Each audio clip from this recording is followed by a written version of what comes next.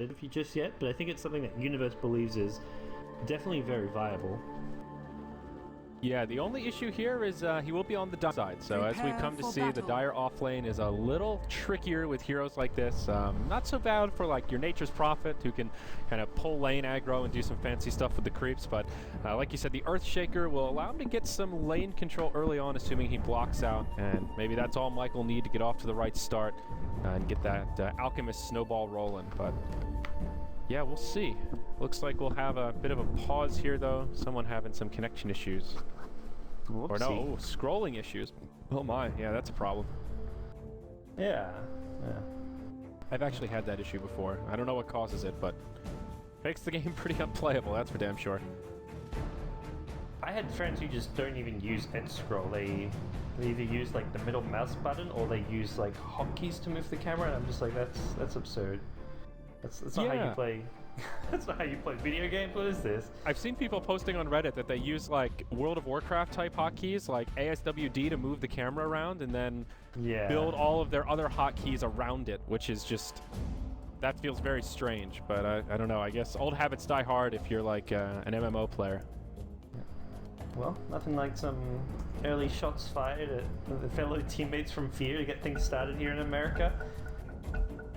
So we'll have a test here, see if this fixes PPD's issues, and, well, not an immediate repause, so it looks like we're good to go. So it's not quite set up here properly in-game, but this is a best-of-3, folks. Everything in this tournament is best-of-3 all the way to the Grand Finals. No best-of-5 winner's advantage, but every single series will be BO3. So very easy to follow and understand, double elimination format. Pretty good stuff. So here we go. The good luck, have fun's come out. We're ready to rock and roll. We'll be Zion the Sand King on the side of Evil Geniuses, probably doing some work in the jungle here. Fear will take the safe lane Weaver. That puts Arteezy mid on the Death Prophet. PPD on the what appears to be roaming Jakiro. And Universe off lane on the Elder Titan. Yeah, a very strong draft overall. Pretty typical EG. They definitely not going for. I think the Death Prophet. I mean, as Fear joked, one of Arteezy's 2 heroes at the moment, next to the Razor as far as his patch is concerned. But the Elder Titan coming out to support Sand King, not something we're seeing a lot of. But all in all, I think a very comfortable draft for EG.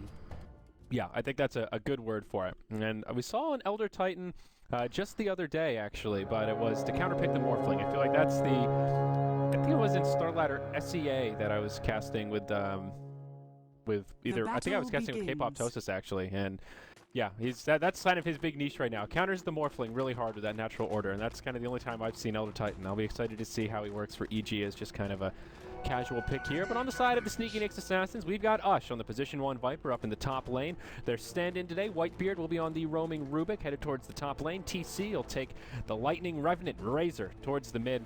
IX Mike will be off lane on the Alchemist. We'll see Fluff and Stuff here on the Earthshaker, already off to some trickery, does block out the creeps, and this is kind of what we were talking about. We'll give Mike a little bit of an edge, as he will at least get some experience and hopefully some farm in this first lane of creeps, but that range creep sneaks by. I think it was intentional just so it dies first. He could have fissure blocked the entire way, so that was intentional from him, but the big thing here for me was Arteezy's block mid was not very good. TC has a big advantage in this mid lane, entirely because of the block, and this is important for a Razor especially, because it means Arteezy can move up. He has gone for the boots first build, which is going to allow him to not get static link, but without these boots, he would be getting crushed right now. So it's not going to be as bad as Arteezy would have liked. Well, no, he doesn't want it to be bad, but it's not going to be as bad as it could have been, but TC is still going to be off to a good start here because of his block. Yeah, boots first, very core against Razor indeed. Bottom lane seems to be going okay for EG. Mike did get some okay lane control and found his level 2, so that's a step in the right direction, but in the way of last hits, why is my graph not organized properly here? There we go. So, yeah, not finding a hell of a lot outside of some experience, but I guess that's really what you hope for is a dire off-laner. Fear will be racking up the free farm, no problem there, and up top, us shouldn't have too much of a problem farming against this Elder Titan. Universe will just be Legion experience and doing slightly better than IX Mike out of the gate.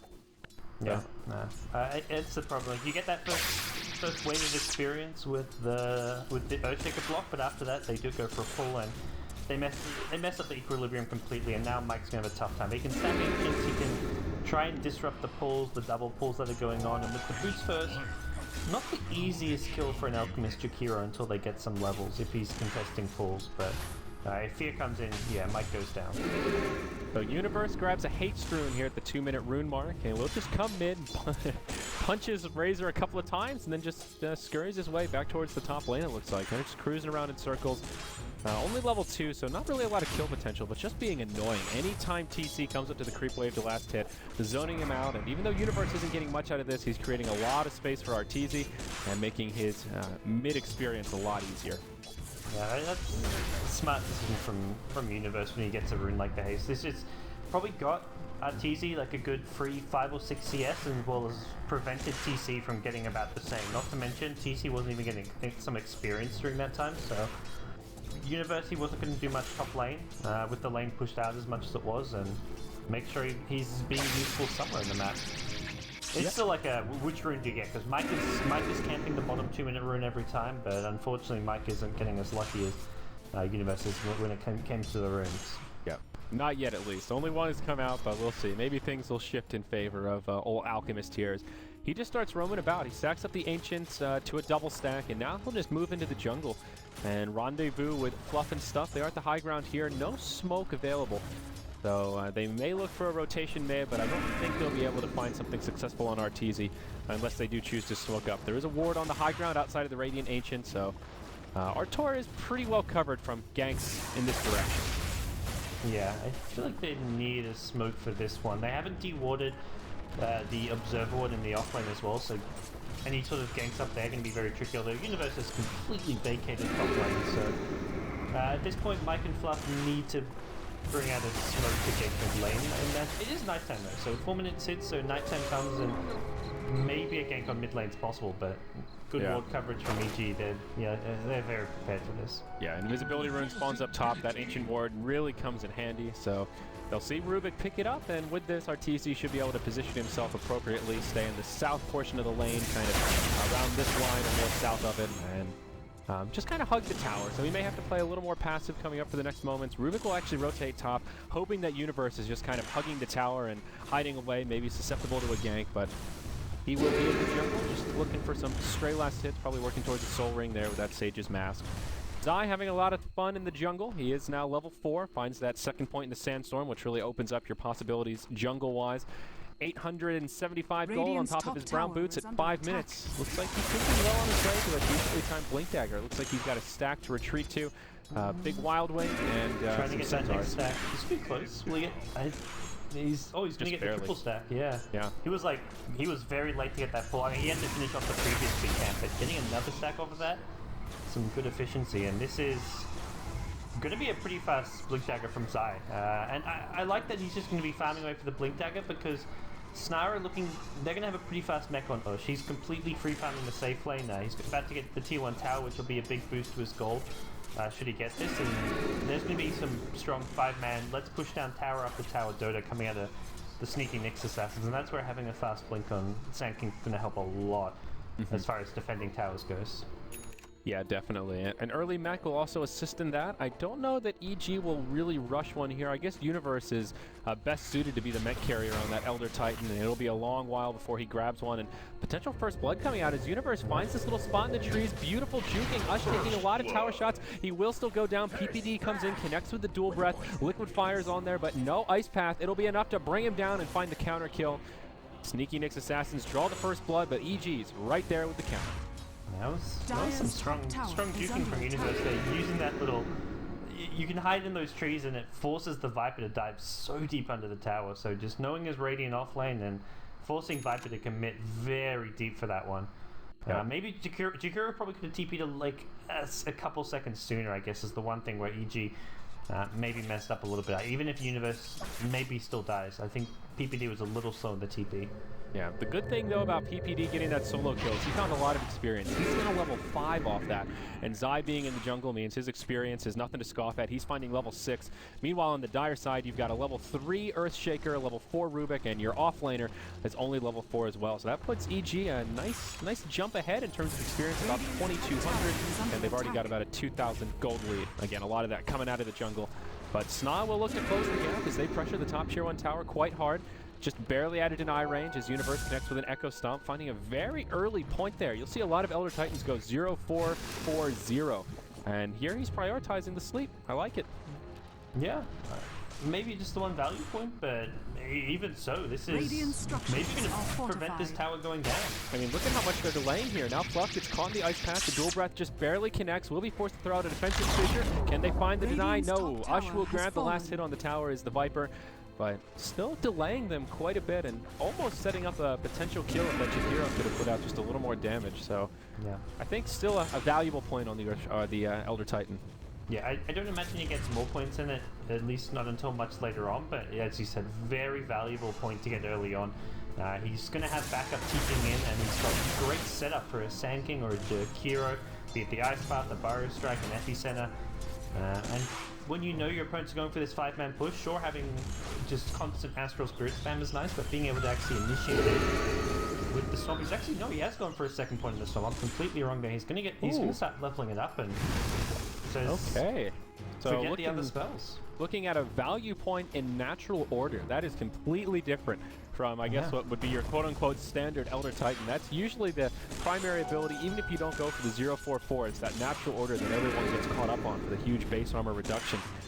We'll see how this plays out for Universe. So far, so good, but pretty standard stuff from EG in terms of doing things their own way. Middle tower is under attack. And I think all in all, EG they're ahead, and the one risk is just losing tower after tower to get Snar back into this game. Viper about 500 gold away from his mech, and there's just this strong 5-man potential coming out of a draft with Viper Razor, Alchemist with the Acid Spray to help some people out, and that's where they're like, okay, well, I think the Echo Stomp is actually going to be more useful than the natural order as far as defending goes, so yeah, it's a nice little adaptation from Universe with the offlane. Yeah. Elder Titan and... Yeah. Now, Zai has picked up his Blink Dagger just shy of the 9-minute mark. So you talked about how valuable of a tool that can be in defending the 5-man push. He'll soon have his Epicenter. We'll either grab it at level 8 or level 9, depending on if he feels he needs it. I guess sort of pending what the Sneaky NYX Assassins do in the next couple minutes. But it'll be EG that start the grouping up here in the bottom lane. And with a close to maxed out Liquid Fire, it is level 3. They should be able to do some decent damage to this tower. Yeah, it's EG's pushing power not seem to be scoffed at as well, and that's the other way they can kind of deal with Snar's lineup is if they group up, go for pushes, you kind of push the other lanes with Liquid Fire, Fear offering a decent amount of damage as well now. He's throwing his Midas work on his Legion Steel, so they can stall this push, drop down the Acid Spray, but keep it here, just keep walking in, throwing the Liquid Fire whenever possible. Yep, one of the great things about the Jakiro, just commencing that slow siege there. Fear did go for a very fast Midas on the Weaver, actually rushed it before Boots, went into the Basilius, and now has his Perseverance complete. So we'll just transition into a Lincoln Spear, then start building up some of the damage items. There's your mech on the Viper, and that's the big one that Snav assumedly been waiting for before they really start grouping up and commencing the team fighting, but now they are in pretty good 5-man shape. We have not seen an ultimate come out of Arteezy yet. He is level 9, so has the maxed out Witchcraft and Crypt Swarm, so EG, they have some team fight potential here as well. Yeah, the big thing for Snar is their lineup really just does one thing right now, which is kind of tries to take team fights or 5-man push tower. They're not good, they can't really out-farm EG with these heroes. And they also can't really push them, I don't think. So they need to try to fight team fights. And mid lane, Razor will take an unfortunate defeat as Arteezy uses the ultimate, and Zai's there to show off his Blink Dagger and connect with a stun. They'll now use the Exorcism to pressure this mid-tier 1. Jakiro there with Liquid Fires. Meanwhile, in the bottom lane, Universe just stalling as long as he can, connects with another Echo Stomp. And I think this bottom tower is destined to fall, but at least delaying them long enough that EG can create a tower for tower and not give the Sneaky NYX Assassins any opportunity to TP back and make a defense. Yeah. The Snar lineup just doesn't have much versatility and can't really move around the map very well. I think that's one of the main weaknesses of this Viper Razor opening, is that these heroes don't really flash farm. They can't keep up with in the late game as far as farming goes with EG's lineup, and they also just can't move around and try and... Like, if EG are going for a push, they can't suddenly TP in there and go for a good setup. And Snar really... Their setup is going to come from the Earthshaker and the Alchemist, who also are not particularly mobile in this game, but it's not all hope is lost. They've got to get some good 5v5 team fights. It's just going to be really tricky when Sand King's got such an early Blink Dagger up and EG have such a good team fight of their own. Yeah, they have great team fit, and they also kind of have the late game secured with this Weaver farming out of control, top of the net worth. So see that top initiation on the IX Mike. They won't be able to bring him down quite yet. He has the chemical rage there to top him off. Now TC pressing forward. Fear will just make the escape. Fear is not really in fighting shape quite yet. Midas Perseverance, not particularly scary items, even lacking boots. Down in the bottom lane, Fluff and Stuff and Ush pressuring this tower quite hard. Universe doing everything he can to quell their pushing efforts. But his options are limited here. He is level 6, Earth Splitter's on cooldown. And there will be a TP in from Zai. He'll do about half damage to the tower. Zai misses the stun on Fluff. Ooh, that hurts a little, Fluff. Potential to fall there, though. There was a mech on the Viper. Ultimately, they got what they wanted, and that is stopping the push on their tier 2. Yeah, I don't think they get the kill with the mech on the Viper there anyways, and PG not going to be too worried. They're farming elsewhere. Arteezy, he's in some trouble. He'll get blocked out. Oh, it's an Arteezy sandwich. He'll just try to TP home, recognizing that's not happening. We'll just go and try and make a run for it. Not going to buy anything. He has actually spent all his unreliable gold. There you go. Gets the Yule's recipe and the TP scroll. So limiting his losses there at least a little bit. And I think he still lost some gold, actually. But right into Roshan. Yep. Step in the right direction now. Yeah, knowing the Death Prophet's down, no exorcism. They'll use their minus armor, and this should be a pretty easy road. Medallion and Acid Spray will make this very, very easy. Yeah. Oh my. Oh my. Please, no. Forces out the mech from Ush thanks to the Echo Stomp. But I don't know. Will EG actually try to contest this? They're smoked up, headed over. Zai does have an ultimate at the ready. Roche with a fair amount of hit points still standing. Universe will scout this out, looking at the Radiant Vision. They know exactly what's going on. Zai goes straight in and, well, maybe bites off a little more than he can chew. Doesn't use the ultimate quite yet. Gets off the Sandstorm to stay alive. PPD doing as much damage as he can. Even the Macro Pyre comes down to the middle of the fray. And right now, EG just trying to buy time. They'll lose PPD, but Zai channeling the ultimate off to the side. Will come in. Burrow strike onto TC. Finds the kill on the Razor. Whitebeard getting low. He'll survive, but the Fissure is there to bring down the Sand King. Roche may still go down. Buyback from Zai. Arteezy's back in the party, and now gets telekinesis, but he has an exorcism ready. He will deploy it, and it looks like Snar won't be able to finish off Roche. They're starting to back up. Fluff and Stuff dies off to the side. Whitebeard gets stunned up. Ush goes down as Roche helps out Arteezy with the damage. And now things looking grim from the dire side. There was a buyback from the Razor, but it's not enough. Roche goes down to the Radiant. Arteezy picks up the Aegis, and Snog get completely repelled.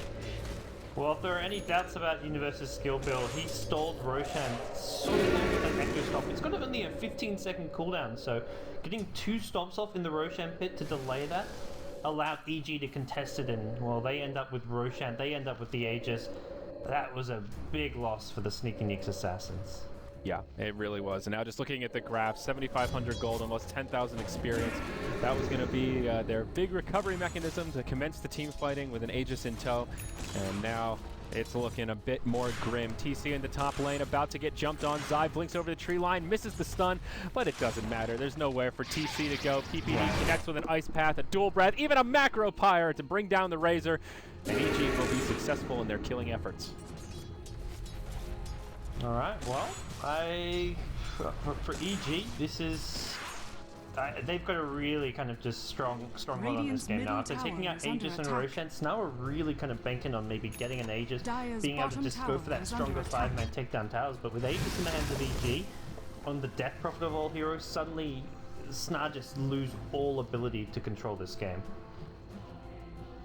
Yeah, no doubt about it. What do you do in terms of trying to turn this around, though? Viper has the mech, now moving into an Aghanim Scepter. TC trying to rush the Ags, but I use the word rush very loosely here, as all he has is a point booster 16 minutes in. He's not really that close.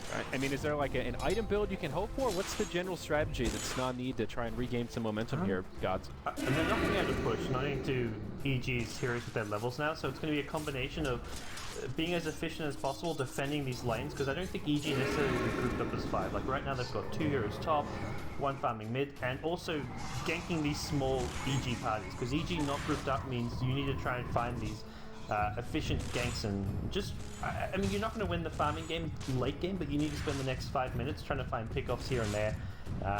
Use some smokes and get some nice little kills on key heroes. Mike is going to be farming an Ancient stack. And this isn't really that. I mean, this is much needed gold for Mike, but this isn't something which is going to turn around the game by any means. But once they're in position, they need to go for some kills. And they tried to at top. They smoked up here, but looked like Elder Titan, who was up there, just TP'd out and is back to safety.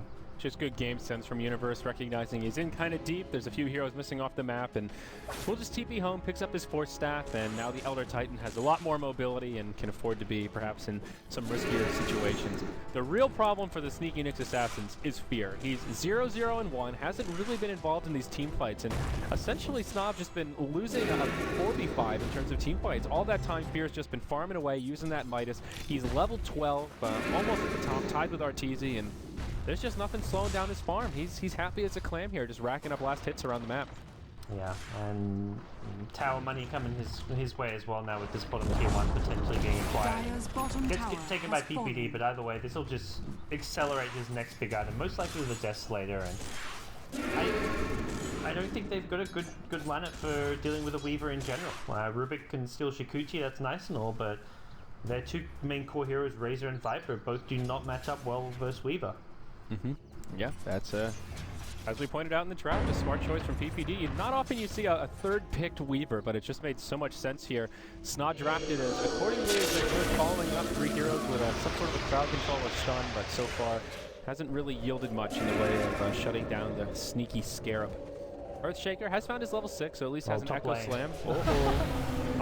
And Arteezy going blow for blow. Look at that. Arteezy. He's going to come out ahead just barely. Or not. Wow, okay. The corrosive just barely ticked him down. That was some pretty impressive kiting. That was cute from Arteezy. He was using the tree there, because if Viper could just keep on attacking, he wins that duel, but he was using the tree just to prevent Lush from getting his right clicks off, and his Ghost was still doing damage, so he's dishing out damage while Viper is not. Hey, he loses the Aegis, but that's a great trade from Arteezy. Yeah, well played, absolutely. sir. Well played. And he gets a lot of experience out of that. I was just talking about that a moment ago, but he's now level 14, soon to be 15, and poor Viper, only at the very beginning of level 11. That's a big disparity that probably won't change anytime soon. Arteezy will just move over, pick up the Mystic Staff, probably turning into a Shiva's Guard, but a couple of options there. Meanwhile, in the bottom lane, Fear goes in onto Mike, connects with the Scarabs, and I don't know that he'll pursue too deep for this, but just flexing a little bit there, showing his strength, and will back out. Fear up to about 3,200 gold. What are you thinking here, Gods? What's the ideal item build for a Weaver in a game such as this? The Death Slater is just the most cost-effective damage output, so I'd be surprised if it's not a Death Slater.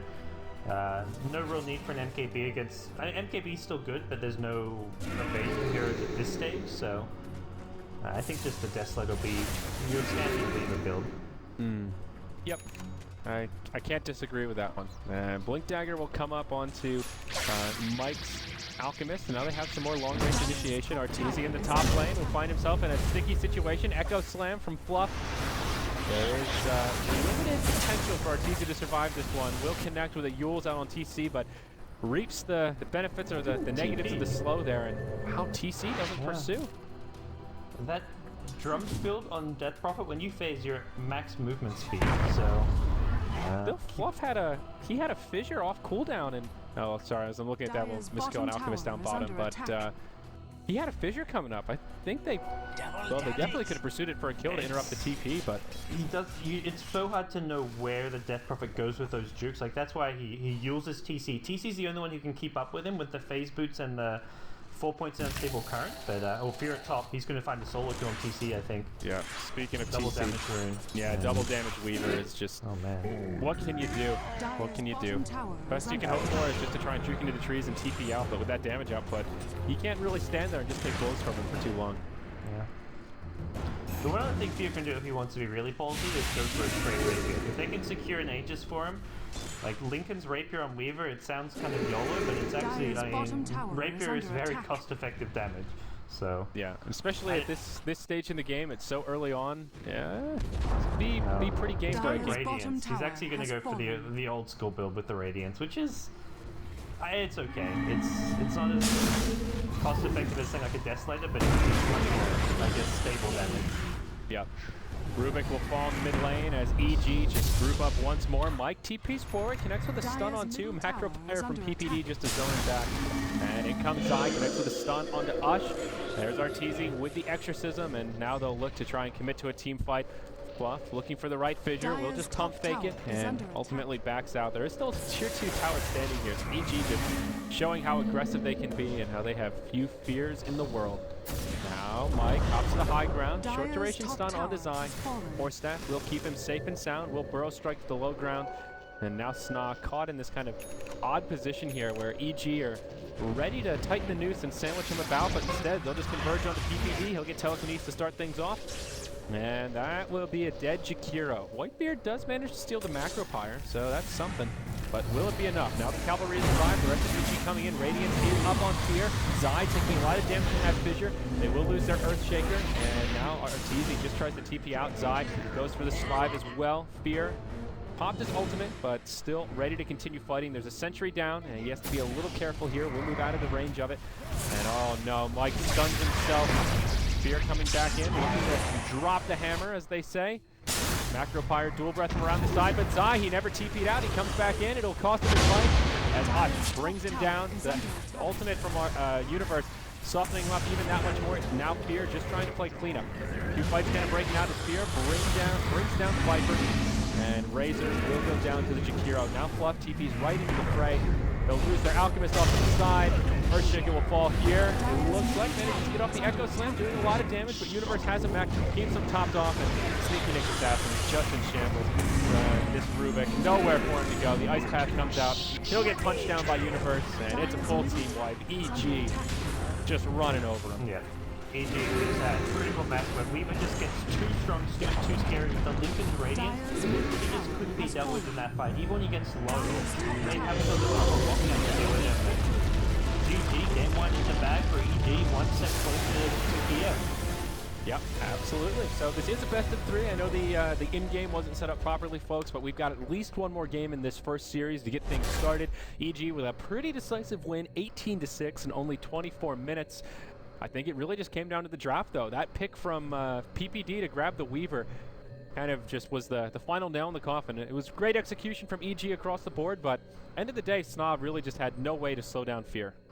Yeah, no good answer to the Weaver, and as far as like shutting down Death Prophet went, didn't happen at all. So I think for Snar, the one big turning point was the Roshan fight. If Snar get that Aegis and then followed up with a couple of towers, they could have at least been on like okay semi-even footing. But even then, like you mentioned a few times, Weaver was just completely untouched in the safe lane. So I think even with securing that Aegis and getting a few towers with the Aegis, I don't think Snar would have. The game would have maybe lasted another 10-15 minutes, but I think we would be here with the same outcome. Yep, agreed. So we'll have a quick break here, guys. Then game number 2 of Evil Geniuses versus Sna coming up next.